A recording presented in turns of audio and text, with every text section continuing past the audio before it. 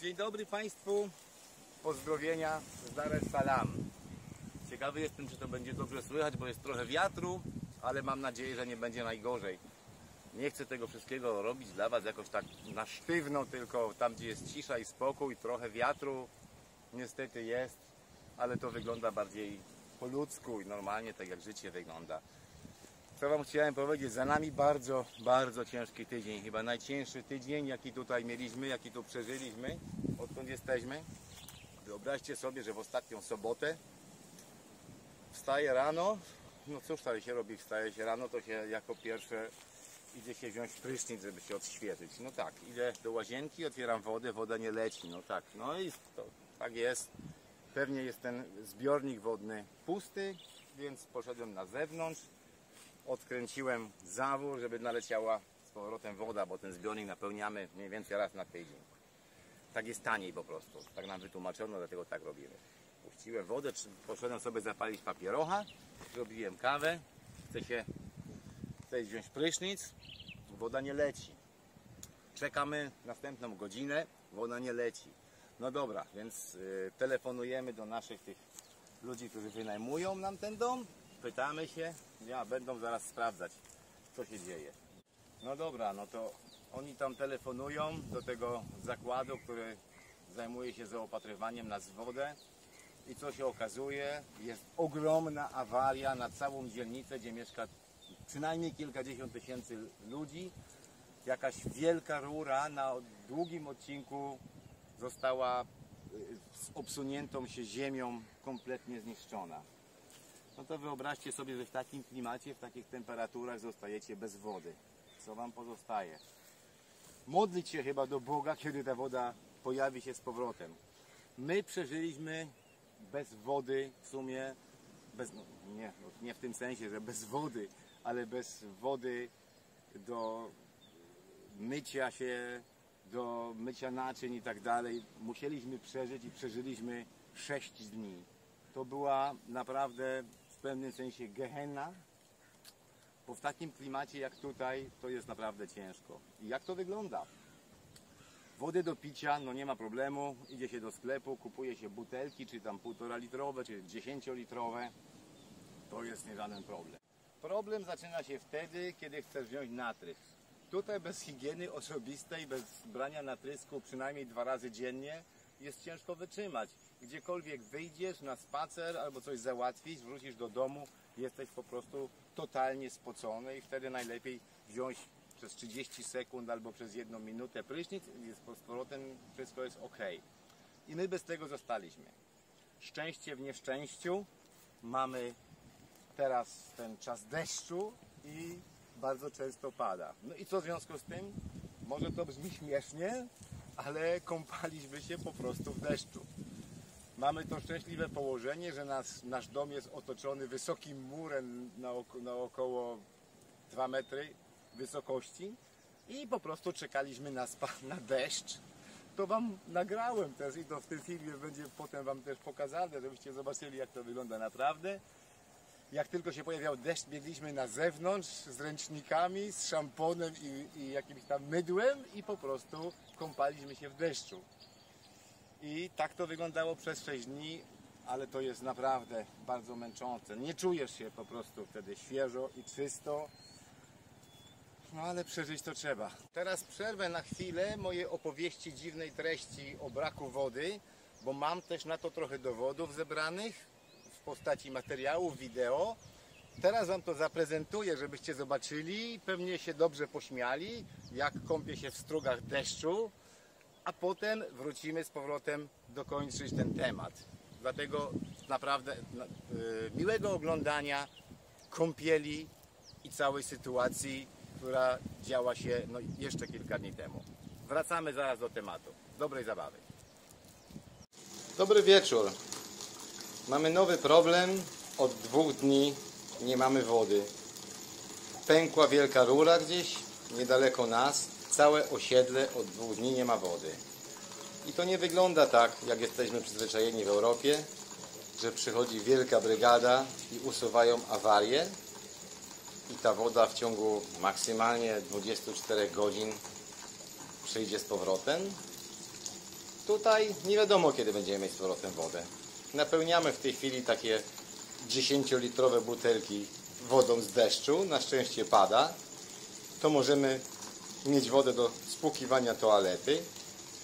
Tam mamy taką wielką beczkę, która jest też wypełniona już wodą od 2 dni.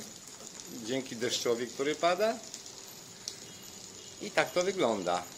A jak się chcecie dobrze pośmiać, to mogę Wam powiedzieć, że możemy się tutaj też kąpać, brać prysznic w strugach deszczu. Ten deszcz jest ciepły, bardzo czysty i jak zaczyna mocno padać, przynosimy sobie szampon i mydło i możemy się tutaj wykąpać. Oprócz tego mamy tą szansę, że nasi wynajmujący nam ten dom ludzie są mili i możemy też do nich przyjść, wykąpać się. Do gotowania kupujemy czystą wodę, takich właśnie jak tutaj 10-litrowych butelkach i nie mamy pojęcia, kiedy przyjdzie z powrotem woda i kiedy będziemy jej mogli normalnie używać. Tak jak obiecałem, będę pokazywał najprawdziwsze rzeczy, jakie mogą do każdego spotkać, a nie obiecywać, że będzie cudownie. Życie jest twarde, trzeba się samemu na to utwardzić. Jeśli wybrało się wolność, to trzeba z tym też się liczyć, z takimi przypadkami. Nie możemy też na razie wyprać ubrań, bo pralka potrzebuje niestety wody do prania. I tak to wygląda. Na szczęście mamy rezerwę czystych ubrań i przynajmniej z tym jest dobrze. Nie jestem w stanie Wam pokazać, jak tutaj się kąpiemy, bo to trochę pewnie nie pasuje do YouTube. Jak będziemy tutaj nago latali, pewnie bylibyśmy zaraz zbanowani jako kanał za rozpowszechnianie nieodpowiednich treści, ale to jest nasze miejsce do kąpieli. Normalnie jest to miejsce do zawieszania bielizny, a teraz jest to też nasze miejsce kąpielowe. Tak wygląda życie w Afryce i jeśli ktoś chciałby wyemigrować, zacząć tutaj żyć, też z takimi przypadkami musi się liczyć. My o tym oczywiście też nie wiedzieliśmy, jak to może wyglądać, bo odkąd tu mieszkamy, nigdy takiego przypadku nie mieliśmy. Teraz zdarzył się po raz pierwszy i dlatego też Wam chcę to pokazać. A tutaj nasza woda, która płynie do tej wielkiej butli. Do usłyszenia, moi drodzy. Jak będzie coś nowego, to zamelduję się. Na pewno się zamelduję, jak woda się znowu pojawi. Miłego wieczora. Dzień dobry. Mamy 4. dzień bez wody. Jeśli ktoś nie wierzył, jak wygląda życie w Tanzanii, prawdziwe życie i w Afryce, co może się stać, to chciałbym Wam pokazać, jak to naprawdę wygląda. Nie ma wody. Mamy wielkie szczęście, że deszcz pada. I mamy tutaj z takiego daszku nad tarasem ściekającą wodę. W związku z czym w tej wodzie mogę wziąć prysznic i jakoś się umyć, bo nie chcemy też biegać codziennie do naszych sąsiadów, którzy też tej wody już prawie nie mają, bo tutaj każdy dom ma taki duży zbiornik z wodą. My mamy taki zbiornik na 5000 litrów, tyle że mieliśmy pecha, bo tego zbiornika nie napełniliśmy wodą wcześniej. Te zbiorniki nie działają automatycznie, nie ma tu żadnej elektroniki, żadnego sterowania automatycznym napełnianiem zbiornika. Wszystko to się odbywa ręcznie i dlatego normalnie napełniamy taki zbiornik raz na tydzień. Mamy 5000 litrów wody i to funkcjonuje. Mieliśmy akurat takiego pecha, że właśnie w ten dzień, kiedy powstała ta wielka awaria, mieliśmy napełnić zbiornik. No potem już się tego zbiornika napełnić nie dało, bo nie było wody. A teraz tak to właśnie wygląda. Trzeba się jakoś umyć, trzeba się jakoś wykąpać, bo tutaj bez czystości bez higieny osobistej byłoby bardzo ciężko, więc trzeba wykorzystać padający deszcz. Prawdę mówiąc, nigdy w swoim życiu nie myślałem, że coś takiego będę musiał przeżyć, ale jak widzicie, przeżywam coś nowego w moim życiu. Może z młodości można było sobie wyobrazić na jakichś tam obozach harcerskich jakąś taką podobną formę do mycia się i do kąpania, ale nigdy później już nie myślałem, że coś takiego jest możliwe i przyjdzie mi coś takiego kiedykolwiek jeszcze przeżyć. Jak widzicie, życie w Afryce jest dosyć twarde i trzeba zmierzyć się z problemami, które były nam do tej pory absolutnie nieznane. Ale pewnie większość ludzi wolałaby usłyszeć, że wyjeżdża się do Afryki, płaci się 200 euro za piękny dom, do tego wszyscy są przyjaźni, życie jest przyjazne i lekkie, wskakuje się codziennie do basenu, który jest tak naprawdę pewnie za darmo i ma się wieczny urlop. A to tak nie jest. Życie jest inne. Życie jest twarde. I tak wygląda moja następna relacja z prawdziwego życia. Na przykład bez wody, które też trzeba przeżyć. Chcę się zameldować potem następny raz i powiem wam, czy ta woda się pojawiła, czy nie. Nie wiem, jak długo to potrwa, ale na razie do widzenia spod deszczowego prysznica. Taka jest rzeczywistość i do tej rzeczywistości trzeba się niestety albo stety dopasować, jeśli ktoś tutaj chce żyć i mieszkać. Udało nam się to przeżyć. Zaraz niezwłocznie, jak pojawiła się woda, zaczęliśmy od wielkiego prania, bo nazbierało nam się ciuchów też cała masa, które trzeba wyprać. No i to się działo. Wczoraj cały dzień byliśmy zajęci praniem wszystkiego, co się da. Mamy w tej chwili wodę. Cieszymy się bardzo, że można z tym żyć.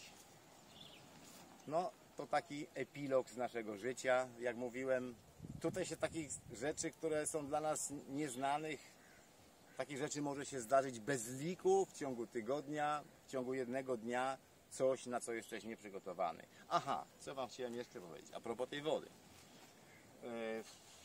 2 dni temu telefonuję też do tych naszych wynajmujących ten dom i pytam się, czy już coś widać, czy już coś słychać, czy ta woda się pojawi. A ten człowiek odpowiada mi, przecież już jest woda. A mówię, no jak, my nie mamy wody.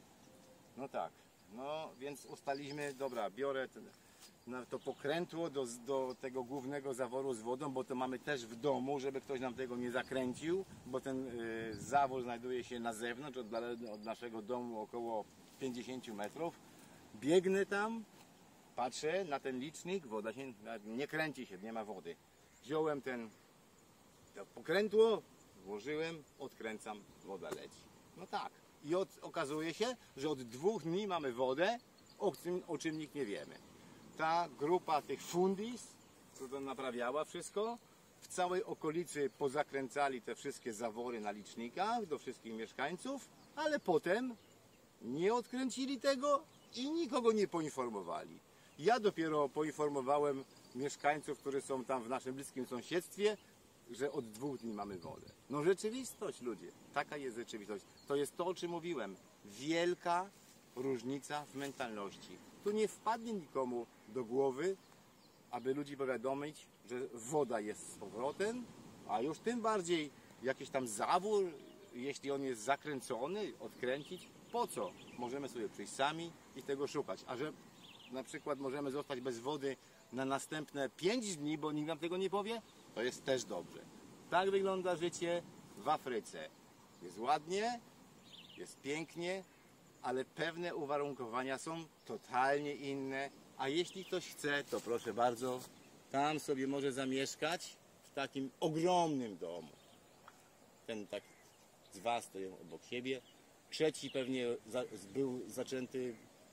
zaczęta była budowa nie wiadomo kiedy i pewnie nie będzie nigdy skończona, bo ludzie nie przyjeżdżają. A tam będzie miał wszystko. Przyjdą, włączą, wyłączą, rozłączą, odłączą. Będzie miał pełną obsługę. Ale to już jest drogo, jak mówiłem, to trzeba zapłacić za to już przynajmniej 1,5, jak nie $2000 za miesiąc. Życie, moi Państwo, życie. Pozdrawiam serdecznie. Do następnego razu, do usłyszenia. Zawsze dostaniecie świeże informacje, szczególnie o tym, jak prawdziwe życie tu wygląda. Nie, że macie tutaj jakiś tam luksus i ktoś wam przyjdzie, ja tu masz to, tu masz tamto i ja do tego nic nie chcę. Nie, nie, nie. Życie jest twarde. Wszędzie. 3 w Europie, 3 w Afryce. Tu jest może ładniejsze, bo macie to. Czego w Europie nie wszędzie macie i to jest za darmo. To macie wszędzie, gdziekolwiek byście nie byli. Pozdrawiam. Do następnego razu. Chciałbym wam pokazać coś ładnego, ale to też zależy od pogody. Pokazać coś ładnego, jakiś resort. Jeśli nie ma dobrej pogody, to też nic nadzwyczajnego, bo po prostu leje i tam nic nie można więcej zrobić, jak ukryć się w jakiej restauracji. Ale będzie lepsza pogoda, będziemy coś ładnego dla was chcieli zaserwować. Pozdrawiam, do następnego razu i życzę wam pięknego, spokojnego dnia.